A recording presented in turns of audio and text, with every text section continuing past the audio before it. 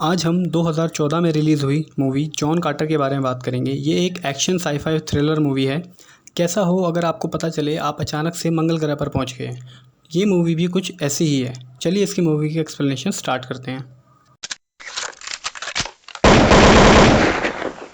Movie की starting में हमें मंगल ग्रह दिखाया जाता है और यहाँ पर एक बैटल चल रहा है जिसमें दो राज्यों के बीच में लड़ाई हो रही है। एक है जोडांगा और दूसरा है हीलियम।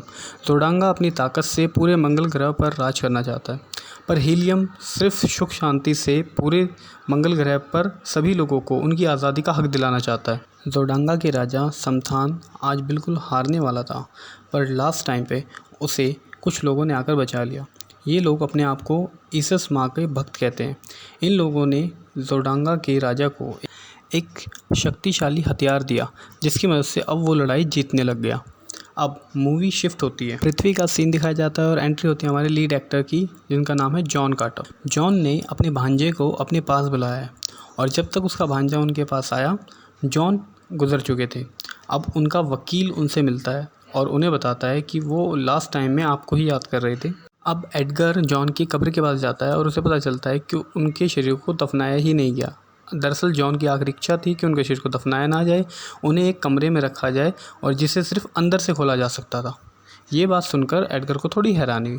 फिर वकील उन्हें बताता है कि उन्होंने अपनी सारी जायदाद एडगर के नाम कर दिया और वो लास्ट में उसे एक बुक देकर भी जाता है और कहता है कि प्लीज़ आप इसे ज़रूर पढ़िएगा, ये उनकी इच्छा थी। अब इस डायरी में 13 साल पुरानी बातें लिखी हुई थी जिसमें जॉन ने बताया था कि वो 13 साल पहले एरिज़ोना में था जहाँ पर वो सोने की गुफाएँ ढूंढ रहा था।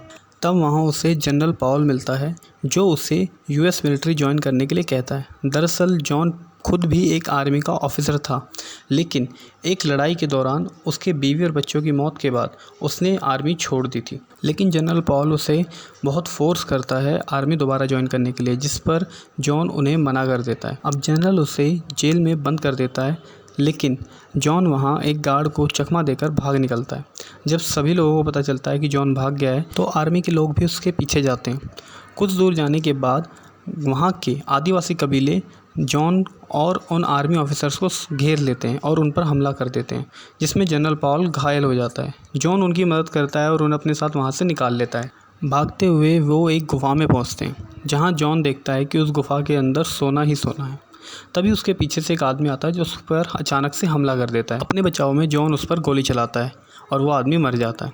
मरते मरते वो कुछ बोल रहा होता है और उसका लॉकेट चमकने लगता है। जैसे ही जॉन उस लॉकेट को हाथ लगाता है तो वो कहीं और पहुंच जाता है और ये जगह उसे पता नहीं चलती कौन सी है और वो अचानक से यहाँ कैसे आ गया। दरअसल अब वो मंगल ग्रह पर पहुँच चुका था और उसे यहाँ की ग्रेविटी की वजह से चलने में थोड़ी दिक्कत होने लगी थी, लेकिन यहाँ पर वो बहुत ज़्यादा ताकतवर और बहुत ज़्यादा ऊंचा उछलने लगा था। अब ऐसे ही चलते चलते वो एक जगह जाके देखता है कि कुछ अंडे रखे हुए हैं जिनमें से अजीब तरह के एलियन क्रीचर्स बाहर आ रहे हैं। उन्हें देखकर वो घबरा जाता है और तभी वो देखता है कि सामने से कुछ और एलियंस वहाँ पर आ रहे हैं और वो लोग उसे अपने साथ बंदी बनाकर ले जाते हैं। जो बच्चे अभी अंडे से निकले थे जॉन को उन्हीं के साथ रखा जाता है और उसे एक लिक्विड तरह की चीज़ पिलाई जाती है, जिसके बाद वो वहाँ के लोगों की भाषा समझने लगता है। अब अगले दिन जॉन देखता है कि आसमान में जोडांगा और हीलियम के जहाज़ों में आपस में लड़ाई हो रही है। तभी वो देखता है कि जहाज़ से एक लड़की नीचे गिरने वाली है और जॉन उसे बचा लेता है। जॉन इतना ऊंचा उछल रहा था, ये बात वहाँ खड़े सभी लोगों ने देखी थी। जोडांगा का राजा समथान भी इस चीज़ को देखकर हैरान था, पर वहाँ से वो उस समय तो चुपचाप चला जाता है। अब ये एलियंस जिन्होंने जॉन को पकड़ा था ये थाक्स चाहते थे कि जोडांगा और हीलियम एक दूसरे को मारकर ख़त्म हो जाए और इस पूरे ग्रह पर सिर्फ थाक्स का राज रहे, और वो जॉन को अपने साथ मिलकर लड़ने के लिए कहते हैं। लेकिन पहले जॉन मना करता है और बाद में उस लड़की की जान बचाने के लिए वो उनसे हाँ कह देता है। इस लड़की का नाम डेज़ा होता है, ये हीलियम की राजकुमारी है। जॉन, डेज़ा और जोला अब थाक्स के मंदिर में जाते हैं जहाँ पर वो ईसस देवी के बारे में जॉन को बताती है। डेज़ा उससे बताती है कि ईसस देवी के भक्तों को थर्न्स कहा जाता था और मंदिर की दीवारों पर लिखा था कि मृत्यु के द्वार के आगे आपको ईसस देवी मिलेंगी। अब ये बात जब जॉन को पता चलती है तो वो उस जगह जाने की ज़िद करता है, लेकिन तभी थाक्स वहाँ आ जाते हैं और उसे मंदिर में आने के इल्ज़ाम में पकड़ लेते हैं। अब इन तीनों को मौत की सज़ा सुनाई जाती है, लेकिन थाक्स का जो लीडर होता है वो जॉन को पसंद करता था और वो लड़की ज़ोला वो उसकी बेटी थी, इसलिए वो इन तीनों को यहाँ से भागने में मदद करता है और ये तीनों अब अपना सफ़र शुरू करते हैं। अब रास्ते में जॉन उसे बताता है कि मैं पृथ्वी से आया हुआ हूँ, मैं मंगल ग्रह का नहीं हूँ। तो इस बात को सुनकर राजकुमारी डेज़ा उसका मजाक उड़ाती है। उसे लगता है ये सिर्फ एक वहम है और डेज़ा जॉन को अपनी राजकुमारी होने वाली बात बता देती है।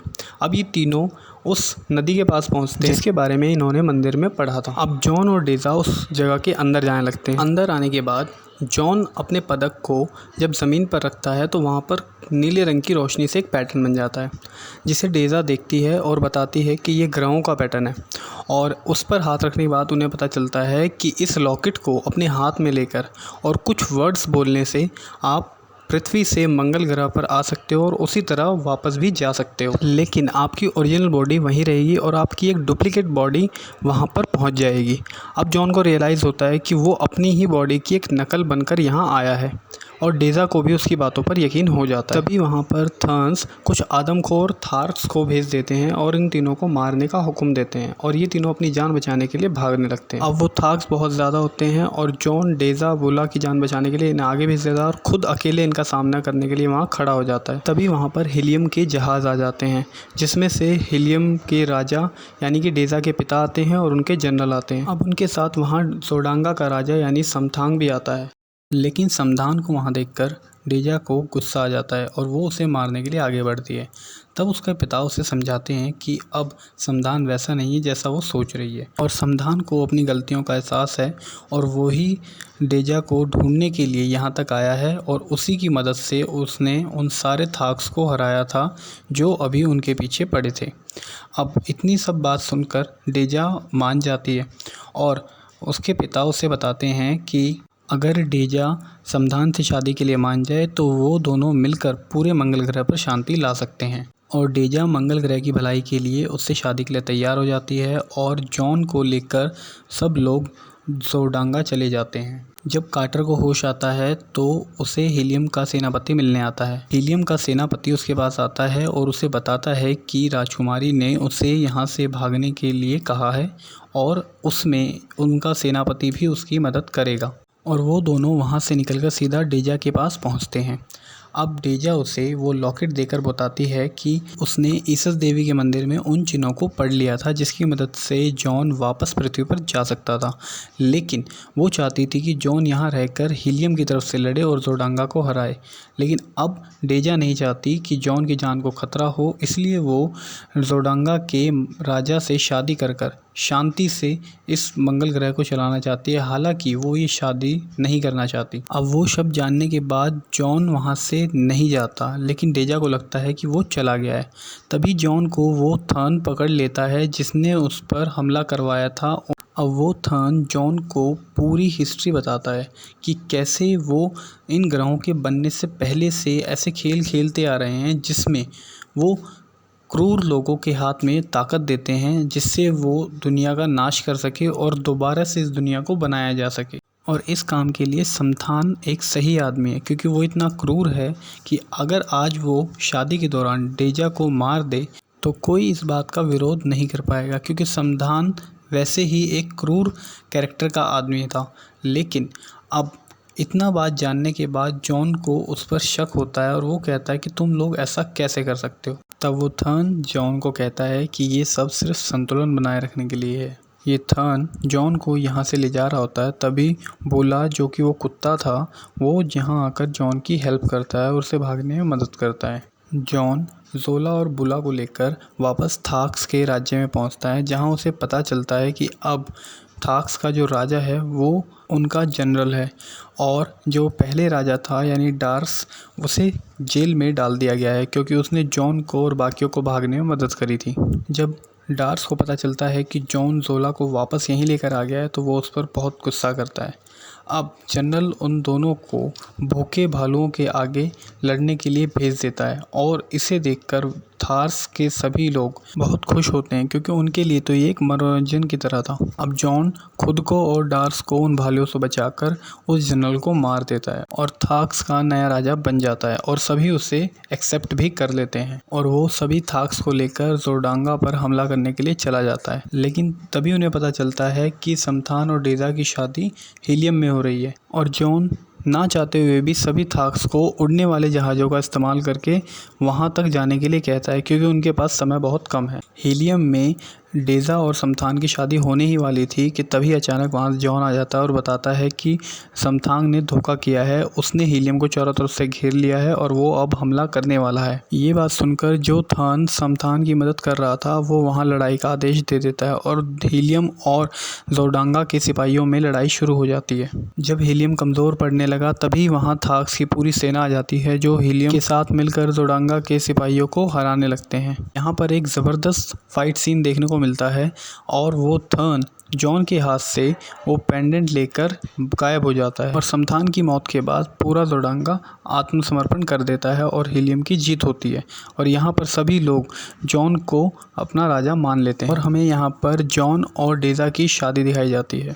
अब कुछ समय बाद वही थर्न एक सिपाही का रूप बनाकर जॉन के पास आता है और उसे धोखे से पकड़कर वापस पृथ्वी पर भेज देता है। अब जॉन अपने आप को उसी गुफा में पाता है जहां से वो मंगल ग्रह पर गया था। उस गुफा से मिले सोने का इस्तेमाल जॉन पूरी दुनिया में थर्न्स के वजूद को ढूंढने में लगा देता है ताकि वो वापस से मंगल ग्रह पर जा सके।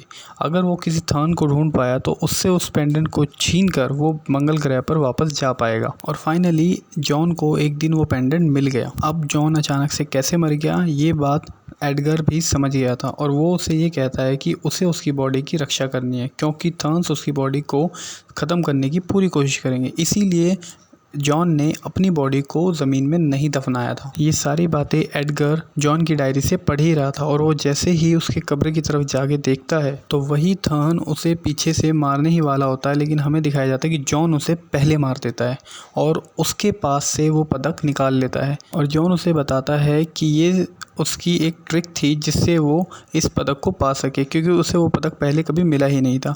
अब वो एडगर को जाते जाते ये बोल के जाता है कि अब उसे ही उसकी बॉडी की ज़िंदगी भर यहाँ रक्षा करनी है क्योंकि उसकी बॉडी को अगर यहाँ कुछ हुआ तो जॉन भी मंगल ग्रह पर मर जाएगा। अब हमें लास्ट में दिखाया जाता है कि जॉन उस पदक का इस्तेमाल करके वही फाइनल वर्ड्स बोलता है जिससे वो मंगल पर जा सके और यहीं पर मूवी की एंडिंग हो जाती है। अब आप मुझे कमेंट में बताइए कि आपको मूवी कैसे लगी। Hope you like the video. Thank you.